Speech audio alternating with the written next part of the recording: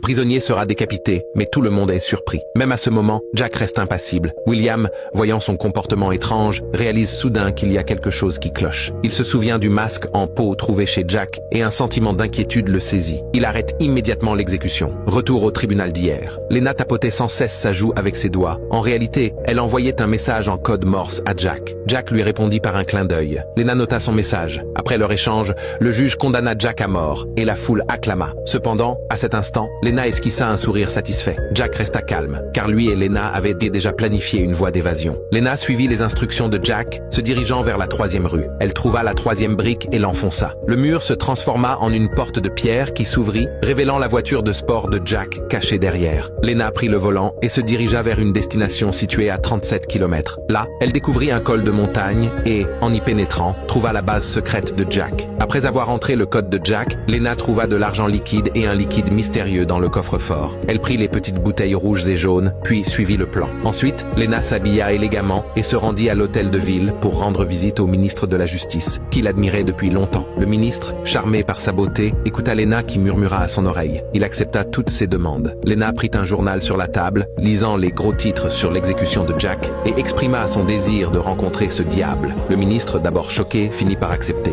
Il insista pour l'accompagner et tous deux se rendirent à la prison. William convainquit le directeur de la prison de les laisser rencontrer Jack, prétendant que c'était pour un interrogatoire. Les trois entrèrent dans la salle d'interrogatoire, où le directeur remarqua que Jack était resté anormalement sérieux et silencieux depuis son arrivée. Lorsque la porte se ferma, Lena pulvérisa une substance sur le ministre, qui perdit connaissance. Profitant de son état inconscient, Lena ouvrit délicatement les menottes de Jack avec un pince à cheveux, puis sortit le masque préparé et échangea les visages du ministre et de Jack. Ensuite, Lena emmena Jack hors de la salle d'interrogatoire. Jack en profita pour s'infiltrer discrètement dans le bureau du ministre à la recherche des fonds de corruption. Alors qu'il s'apprêtait à partir, la secrétaire reçut un appel urgent de l'inspecteur. Celui-ci lui annonça que le ministre avait été remplacé par Jack et qu'elle devait l'arrêter. Cependant, la secrétaire pensa qu'il s'agissait d'une arnaque et raccrocha furieusement. Jack, ayant écouté la conversation, s'enfuit. Il courut à travers les policiers qui tentèrent de l'appréhender, quitta rapidement le bâtiment et sauta dans la voiture de Lena, réussissant ainsi à s'échapper.